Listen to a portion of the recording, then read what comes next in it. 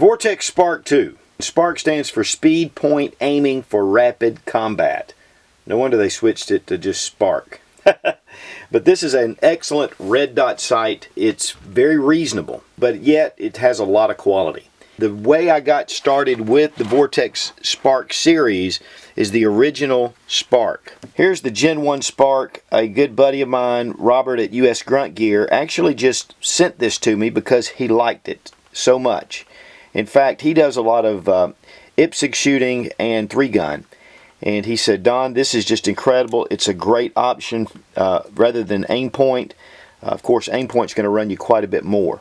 And so he bought 2 extras and then he sent me one. This is an excellent little red dot in itself. But the Sparc 2 gives us some upgrades. There are a few things about the Sparc that just didn't quite meet up to Vortex standards, and so they listened to their customers and they developed the Sparc 2. This has just come out, introduced at SHOT Show 2014. The Sparc 2 starts out with a solid piece of aluminum for the housing for your optic. And this is black anodized, it's a matte finish, very nice looking, very well finished. It does come with 3 different riser configurations, actually 4.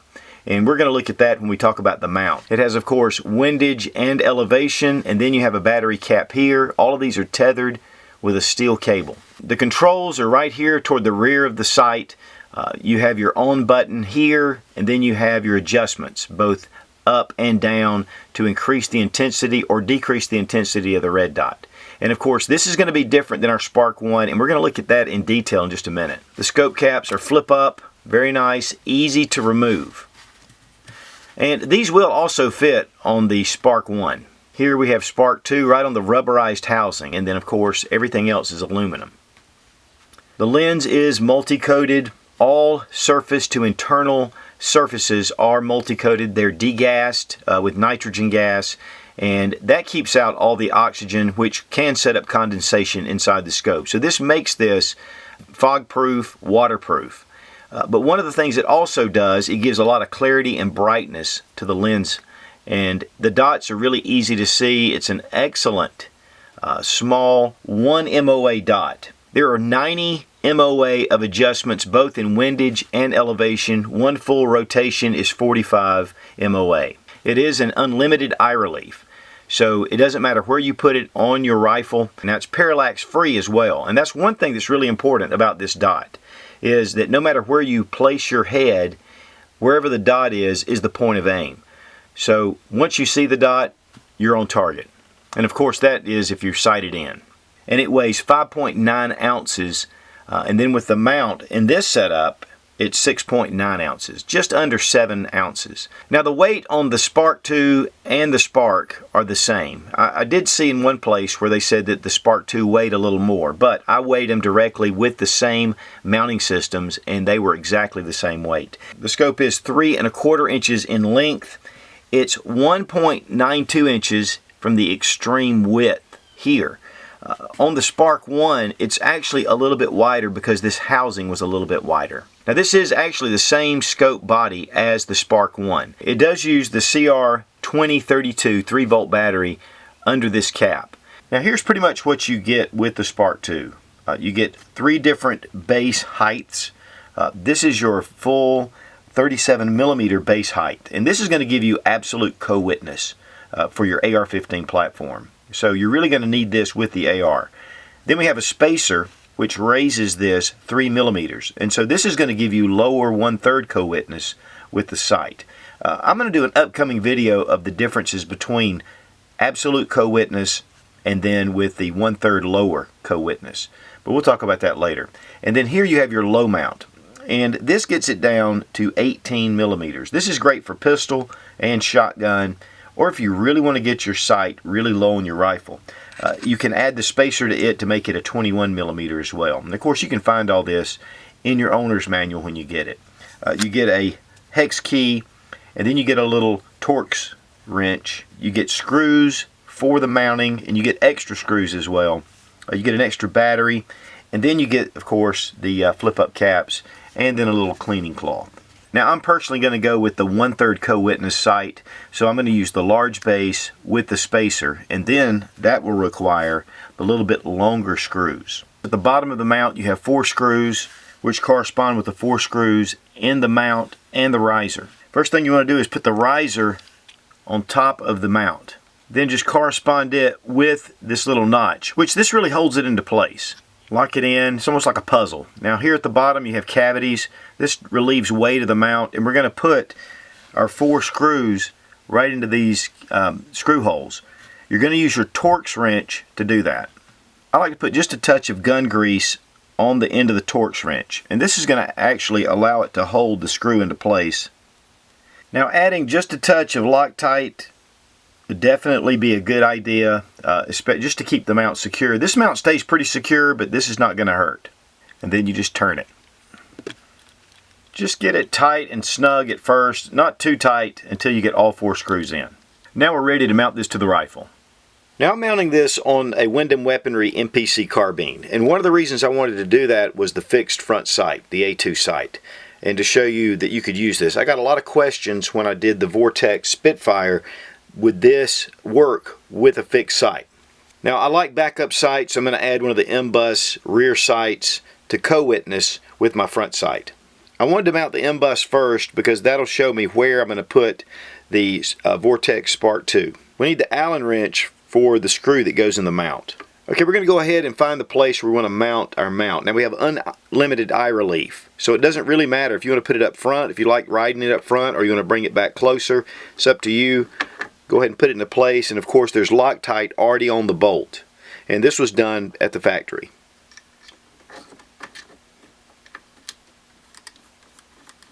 And now we're just going to tighten it down.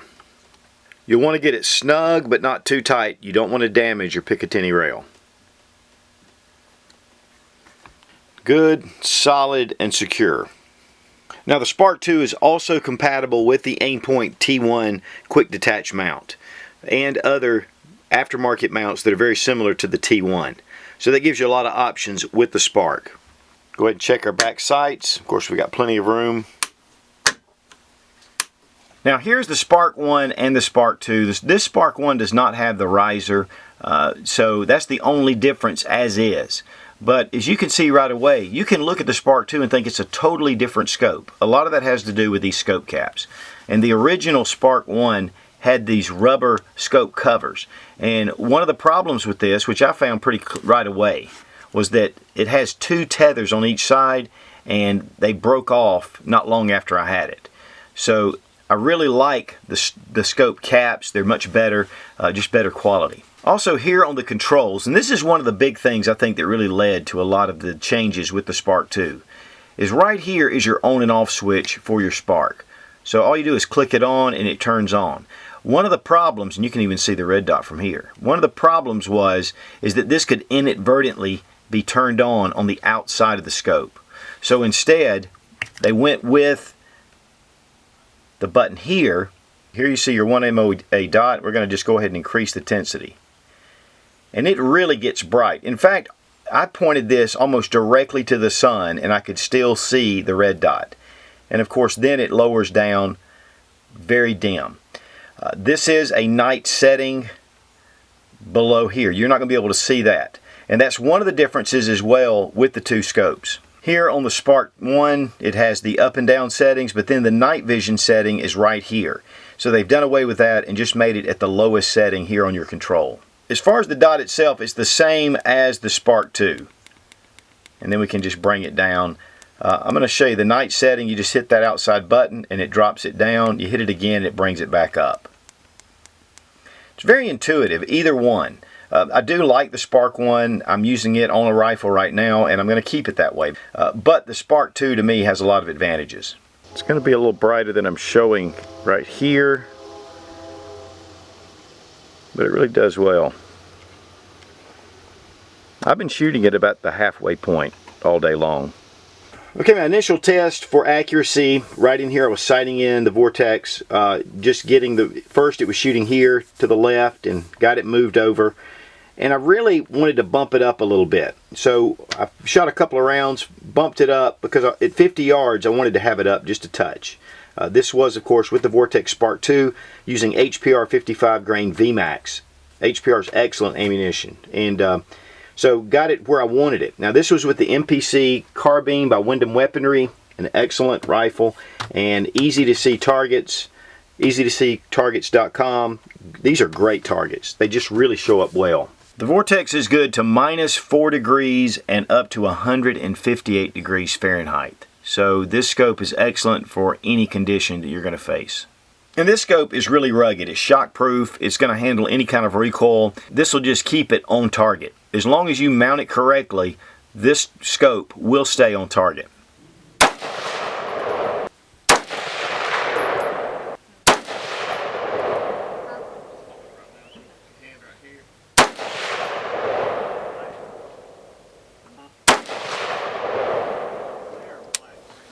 Okay, I've got my rifle sighted in now, and this is at 50 yards, pretty much where I want it, just a little bit above the target at 50 yards.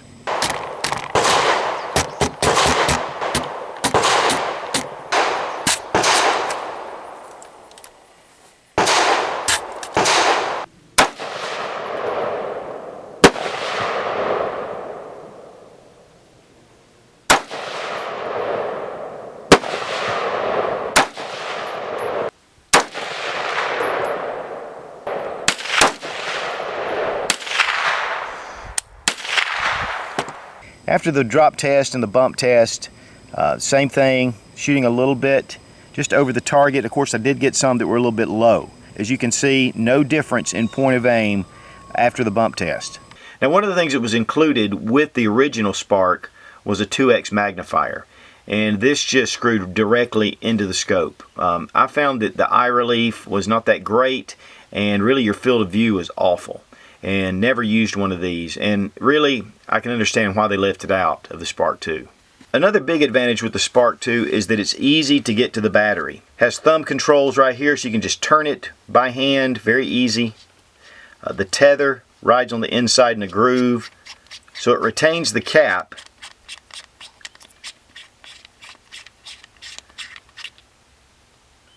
And then here you have your CR2032 battery. Of course, all the entry points are O-ring sealed, and this is also going to keep dust, dirt, and mainly water out of your optic. Some of the scopes that I've messed with in the past are really a pain to get that battery cap back on, so this is really an advancement to me as far as usability. Now here with the Sparc 1, you need a tool. Actually, I've loosened this up just a little bit, but a tool is required, or some kind of spent shell or a quarter to get this off. And that to me is just not as ideal as being able just to do it by hand every time. Now here we have the 2354 3-volt battery. It's a little bit less common than your 2032. But to be honest with you, I haven't had a lot of trouble getting these batteries either. To switch the light off, you just press down on that top button for 5 seconds. Same thing with the Sparc 1 is you had to depress your control button here for 5 seconds to power down. And that keeps you from inadvertently shutting the scope off. Now if you're like me, I have an issue with leaving my optics on. One of the good things about the Vortex 2 is that it has a 5,000 hour battery life on the minimum setting. And that's 208 days. But one of the good things is it'll shut off automatically after 12 hours. Now at full power, it'll go for 300 hours. But then again, after 12 hours, it shuts off. So if you leave your optic on, it's going to shut off automatically. But now the Sparc 1, it was only 120 hours of battery life on full setting. But it shut off every 6 hours. If you have the Sparc 1, don't lose heart, because you still have the VIP warranty, which means that no matter what, they have a lifetime warranty on these scopes. Unless you deliberately tear this scope up, they will replace it. So that's huge, especially in the optics market. One of the things about the windage and elevation caps is you'll see this little bar here, and what that allows you to do is to take the cap, and that little bar can be turned around into this corresponding slot, and you can adjust your windage and elevation that way. Just to get it lined up, and once you do, you can turn it. To be honest with you, I would much rather use a spent casing because it is a little bit of a trick to pull it around. But this can be used, and in the field, if you don't have something, this is great to have. Now the MSRP on the Sparc 2 is $289, and that's not any different than the original Sparc. At Three Rivers Precision, you can get this for $199. And then you get a 10% discount using Such00 when you check out. So that gets it down to $179 for a great optic. And the other side of that is that it has the VIP unlimited warranty. And so as long as you own this scope, lifetime, they will replace it no matter what happens to it. And of course, I want to thank the guys at Three Rivers Precision. They supplied this optic for me to review, and it's really great to be able to have sources that value the YouTube community to bring these things out here to us and to help you guys make a real solid choice on what goes on your rifle. Listen, most of us have a rifle for home defense, for self-defense, for national defense. And being ready and set is just the way to go. Be strong, be of good courage. God bless America. Long live the Republic.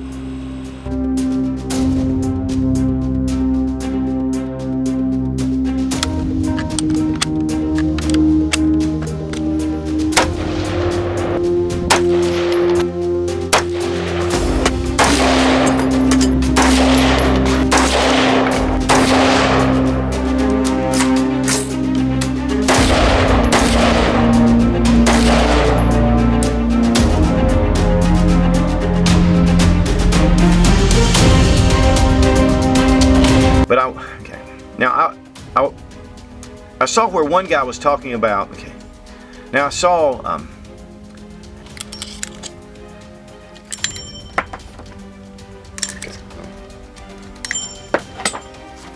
and this will hold